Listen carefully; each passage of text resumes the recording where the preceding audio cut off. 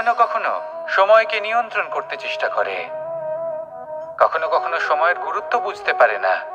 এটা ভাবে যে এই কিছু মুহূর্ত কেটে যাক, একে অতিবাহিত করি, তাহলে কি বা হবে, কয়েকটা মুহূর্ত মাত্র।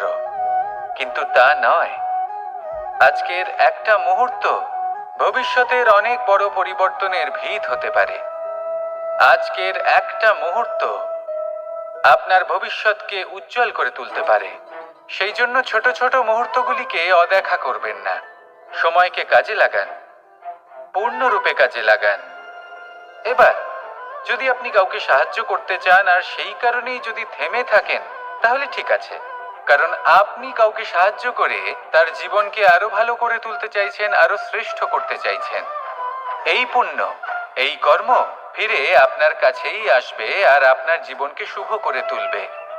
কিন্তু যদি আপনি আলস্যের কারণে থেমে থাকেন এবং কিছুই না করেন, সময় নষ্ট করেন, তাহলে কিন্তু একটাই ঘটনা ঘটবে, আপনার ভবিষ্যৎ বিপদগ্রস্ত হয়ে পড়বে, আর কিছুই নয়। সেই জন্য এটা বোঝা প্রয়োজন যে কখন থামতে হবে এবং কেন থামতে হবে। যদি আপনার থামার কারণ এবং সময় অনুচিত হয়ে থাকে, তাহলে আপনার ভবিষ্যৎ কখনোই উচিত হতে পারে না।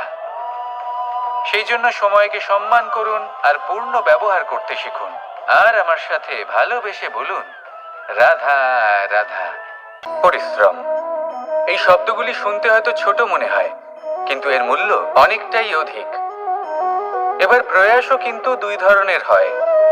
একটা প্রয়াস তাই যে আমরা নিজের মন থেকে, অন্তর থেকে সমগ্র শক্তি দিয়ে করার চেষ্টা করি।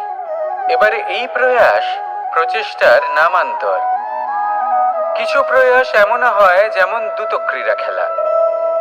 মানুষ বলেন, আজ একটু প্রয়াস করি, একটু দ্রুতক্রীড়া খেলেই দেখি, যদি বিজয়ী হই তবে ভালো ব্যাপার, যদি না হই তবে আর কখনো খেলবো না। এটাও কিন্তু প্রয়াস, কিন্তু এই প্রয়াস পরিশ্রম নয়। পাণ্ডবদের দেখুন, ওনারা যখন পরিশ্রম করেছিলেন তখন খাণ্ডবপ্রস্থকেও ইন্দ্রপ্রস্থ বানিয়েছিলেন।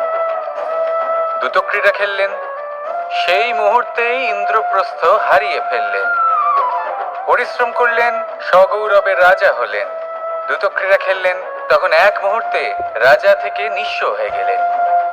সারমর্ম এটাই যে দ্রুতক্রীড়া কখনো কখনো আপনার মিত্র হতে পারে, কখনো সে আপনাকে বিজয়ী করতে পারে, কিন্তু প্রয়াস এবং পরিশ্রম যখন একসাথে মিলিত হয় তখন তা সর্বদাই আপনার সাথে থাকে। প্রয়াস করতে থাকুন, পরিশ্রম করতে থাকুন, আর আমার সাথে ভালোবেসে বলুন, রাধা রাধা। এই সংসারের সব থেকে কঠোর ধাতুর মধ্যে একটি হলো লোহা। লোহা দিয়ে আমরা অনেক অস্ত্র শস্ত্র লাভ করি, অনেক বস্তুও লাভ করি। এবার এই লোহাকে কাটার জন্য, একে কোনো আকার দেওয়ার জন্য কি প্রয়োগ করতে হয়? লোহা। এবার এই কথাটা আমরা সকলেই জানি যে লোহার দ্বারাই লোহাকে কাটতে হয়। এবার এই কথা আমি আপনাকে কেন বলছি, এরপরে খুব বড় একটা প্রশ্ন আসে যা খুব বড় শিক্ষা দিয়ে যায়। এটা কেন হয় যে আমরা একটা লোহা দিয়ে একটা লোহাতে আঘাত করছি, কিন্তু যে লোহা দ্বারা আঘাত করছি তার আকার বদলাচ্ছে না, যার ওপর প্রহার করছি তার আকার বদলাচ্ছে? এতে পার্থক্যটা কোথায়? পার্থক্য হলো তাপমাত্রার। দেখুন, যে লোহাকে আমরা কাটতে চাই তার তাপমাত্রা বাড়াতে হয়, তাকে গরম করতে হয়। আর যে লোহা দ্বারা আমরা আঘাত করতে চলেছি সেই লোহা আমাদের ঠান্ডা রাখতে হয়। অর্থাৎ ঠান্ডা লোহা গরম লোহাকে কেটে দেয়। এবার এই শিক্ষা কি আমাদের জীবনে যথেষ্ট নয়? আমাদের জীবনে অনেক সমস্যা আসতে পারে, কিন্তু আমাদের এই বিষয়ে বিশেষ খেয়াল রাখতে হবে যে আমাদের মনকে আমরা যেন ঠান্ডা রাখি, এই মস্তিষ্ককে শান্ত রাখতে হবে। যদি আমরা ক্রোধ বা ঈর্ষার আগুনে জ্বলতে থাকি, বিদ্বেষের আগুনে জ্বলতে থাকি, তাহলে আমরাও সেই লোহার মতোই হয়ে যাব যার তাপমাত্রা অত্যন্ত বেশি। তখন যে কেউ এসে আমাদের বিচ্ছিন্ন করে চলে যাবে। মনে রাখবেন, যিনি যত বেশি স্থির বুদ্ধির অধিকারী, যিনি হলেন সব থেকে বেশি শান্ত, তিনি হলেন সব থেকে বেশি বলশালী। তাহলে শান্ত থাকুন আর আমার সাথে ভালোবেসে বলুন, রাধা রাধা। জীবনে সবসময় সেটা হয় না যা আমরা চাই, তেমন ভাবে হয় না যেমন ভাবে আমরা চাই। এবার তাতে আমরা দুঃখ পাই, নিরাশ হয়ে পড়ি, ভাগ্যকে দোষ দিই অথবা অন্য কাউকে বা নিজেকে। কিন্তু সত্যটা কি সেটা আমাদের জানতে হবে। এই সংসার নির্মিত হয়েছে পাহাড় দ্বারা এবং পাথর দ্বারা। তাই প্রত্যেক স্থানে ছোট ছোট ছোট ছোট নুড়ি পাথর তো অবশ্যই থাকবে। এগুলো এড়িয়ে যাওয়া সম্ভব নয়, আর এই কথাটা আমরা সকলে জানি। এবার এইভাবেই আমাদের জীবনে নানান রকমের সমস্যা লেগেই থাকে। এর হাত থেকে কোনোভাবেই নিস্তার পাওয়া সম্ভব নয়। একটা সমস্যা এড়াতে যান, দ্বিতীয় চলে আসবে, দ্বিতীয় সমস্যা এড়াতে যান, তৃতীয় চলে আসবে। কিন্তু সমস্যা জীবনে থাকবেই, আর আপনাকে সাহায্য করার জন্যই থাকবে কোনো না কোনো রূপে। আপনার চারপাশে পাথর আছে, এটা আপনার উপর নির্ভরশীল আপনি কি করবেন, কোন পথে অগ্রসর হবেন এবং কিভাবে অগ্রসর হবেন। এবার দেখুন, এটা তো সবসময় সম্ভব নয় যে আপনার পদতলে ফুলের চাদর থাকবে, এটা তো অসম্ভব। সেই জন্য উচিত এটাই হবে যে আপনি পাদুকা পরিধান করে জীবনে অগ্রসর হন। এর সারমর্ম এটাই, যখনই জীবনে সমস্যা আসবে দৃঢ় হয়ে সম্মুখীন হন এবং এটা বোঝার চেষ্টা করুন যে এই সমস্যা জীবনে কেন এলো, কি শিক্ষা দিয়ে গেল। আপনার মধ্যে দোষ অবশ্যই থাকবে, তাকে গুণে পরিবর্তিত করুন। এই জীবন আরো বেশি সহজ সরল হবে এবং প্রসন্ন হয়ে বলবে, রাধা রাধা। এই সমগ্র সংসারের সব থেকে গুরুত্বপূর্ণ ব্যক্তি কে? স্বয়ং আপনি। নিজের জন্য তো বটেই, তাই না? কারণ যখন আপনি জন্মগ্রহণ করেন, নিজের চোখ খোলেন, এই সংসারে আসেন, তখনই তো এই সংসারকে আপনি দেখতে পান, অনুভব করতে পারেন। এখানকার আবেগ, এখানকার মানুষজন তখন থেকেই অনুভব করেন। যদি আপনি না থাকেন তাহলে এই সংসারের অস্তিত্ব আপনার কাছে শূন্যের সমান, তাই না? আপনি না থাকলে এই সংসারও আপনার কাছে নেই। এবার সবাই বলবেন যে এ তো সত্যি কথা, সেই অনুযায়ী তো আমার স্বার্থপর হওয়া উচিত, অহংকারী হওয়া উচিত, কারণ আমার কাছে আমিই তো সবকিছু। দৃষ্টিভঙ্গি পাল্টে দেখুন, আপনার কাছে সব থেকে বেশি গুরুত্বপূর্ণ ব্যক্তি কে? আপনি নিজেই। সেই মানুষটি কেমন হওয়া উচিত একটু ভেবে দেখুন। সবসময় সকলকে সাহায্য করুন, একসাথে মিলে পরিশ্রম করুন, সাহায্য করুন অন্যদেরকে, এটা অতি আবশ্যক। এবং তার থেকেও বেশি গুরুত্বপূর্ণ হলো এটাই যে আপনার মনে যেন কখনো এই বিষয়ে ভয় না থাকে যে আমি আমার প্রিয়জনদের, আমার কাছের মানুষগুলিকে হারিয়ে ফেলব। এই ভয় কখনোই মনের মধ্যে থাকা উচিত নয়। যদি ভয় থাকে তাহলে থাকুক এই বিষয়ে যে সকল মানুষ আমার জীবন থেকে, আমার থেকে দূরে চলে যাচ্ছেন, তাদের বাধা দিতে দিতে আমি যেন নিজেকেই না হারিয়ে ফেলি, নিজের অস্তিত্বকেই না হারিয়ে ফেলি, নিজের ব্যক্তিত্বকে, নিজের বিচারধারাকে, নিজের করুণার শক্তি না হারাই। তাহলে এই ভয় ত্যাগ করুন আর আমার সাথে ভালোবেসে বলুন, রাধা রাধা। মানুষের দুটো রূপ রয়েছে, এক আমাদের এই মুখ যা শুধুই চোখে দেখা যায়, আর দ্বিতীয় আমাদের এই মন যা শুধুমাত্র অন্তরাত্মা দ্বারা দেখা যায়। এবার আমাদের এই মুখ তা ঈশ্বর সকলকেই আগে থেকেই প্রদান করেছেন, কিন্তু এই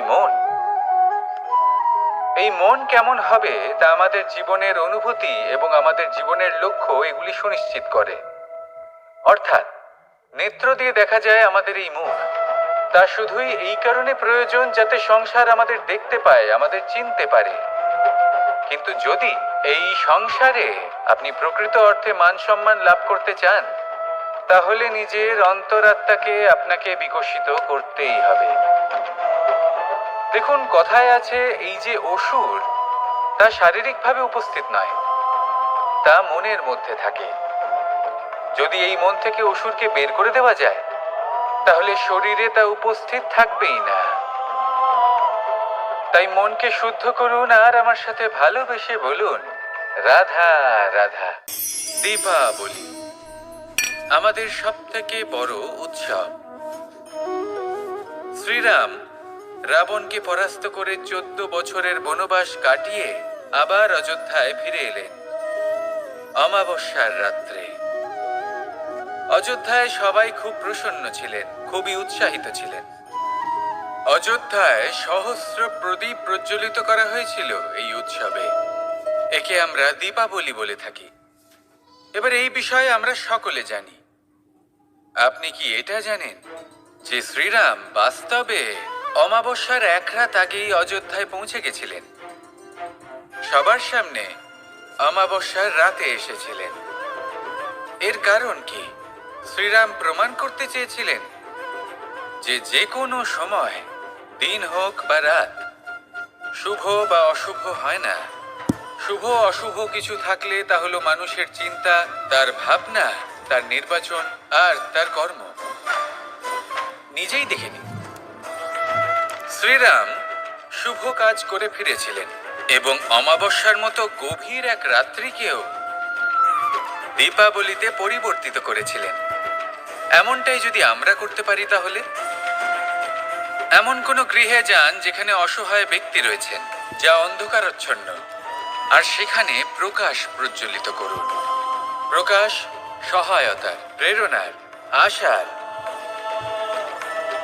যদি এমন কিছু আমরা করতে পারি, তাহলে তাকে প্রকৃত অর্থে দীপাবলি বলা যেতে পারে।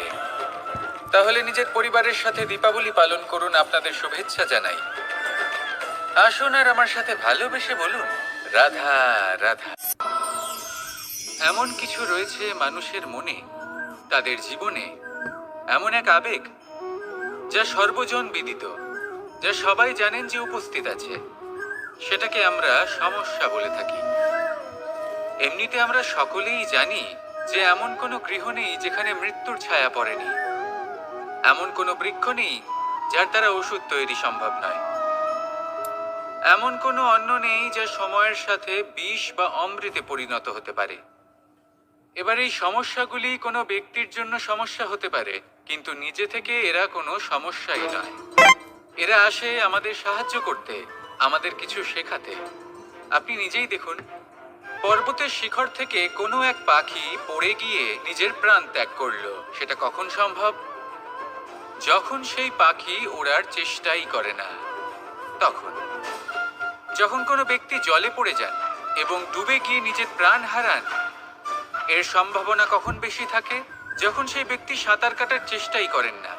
তখন এই সমস্যা প্রত্যেকের জীবনে থাকবেই, কিন্তু এটা মনে রাখা প্রয়োজনীয় যে কোনো সমস্যা পরিস্থিতির কারণে সমস্যা হয়ে ওঠে না। এই পরিস্থিতি যখন আমাদের সামনে আসে, আমাদের তা কঠিন মনে হয়। আমরা নতমস্তক হয়ে পড়ি, ভয়ভীত হয়ে পড়ি, তার সম্মুখীন হতে পারি না। তখন তা সমস্যার রূপ নেয়। দৃঢ় হয়ে দাঁড়িয়ে থাকুন সাহসের সাথে। এই পরিস্থিতিগুলির সম্মুখীন হন, দেখবেন সমস্যা কখন সাফল্যে পরিণত হবে আপনি জানতেই পারবেন না। আসুন আমার সাথে ভালোবেসে বলুন, রাধা রাধা। মানুষের জীবনে দুই ধরনের আবেগ থাকে যা চিরকাল তার সাথে বসবাস করে। প্রথম, স্বপ্ন। দ্বিতীয়, অজুহাত। মানুষ হাজার হাজার স্বপ্ন দেখতে পারে। আমাকে এই কাজ করতে হবে, আমাকে ওখানে ঘুরতে যেতে হবে, আমায় জীবনে এই অসম্ভব কাজ বাস্তবায়িত করে দেখাতে হবে, আদি ইত্যাদি। এবার ঠিক যেমন স্বপ্ন দেখেন, সেইভাবে অজুহাতও খুঁজে নিয়ে আসেন। আমি এই স্বপ্ন পূরণ করতে পারলাম না, কারণ আমাকে কেউ সাহায্যই করলো না, কারণ আমি দুর্বল হয়ে পড়েছিলাম, কারণ আমার কাছে সময়ই ছিল না, আদি ইত্যাদি। এবার সাফল্য এবং অসফলতার মাঝখানে এই ধরনের সংঘর্ষ হতে থাকে। সাফল্য তখন লাভ করা সম্ভব যখন আপনার স্বপ্ন আপনার অজুহাতের থেকে অনেক বড় হয়, আর অসফলতা তখন পাবেন যখন আপনার অজুহাত আপনার স্বপ্নের থেকে অনেক বড় হয়। আপনি যদি সাফল্য লাভ করতে চান, তাহলে চেষ্টা করতে থাকুন, পরিশ্রম করুন। যদি অসফল হন, তাহলে ভয়ভীত হওয়ার কোনো প্রয়োজন নেই। নিজের ভুল বুঝুন, তাকে শুধরে নিন, আবার চেষ্টা করুন। কিন্তু যদি নিজের জীবনে অজুহাত নিয়ে আসেন, তখন স্বপ্ন কখনো পূরণ হবে না। আসুন আমার সাথে ভালোবেসে বলুন, রাধা রাধা।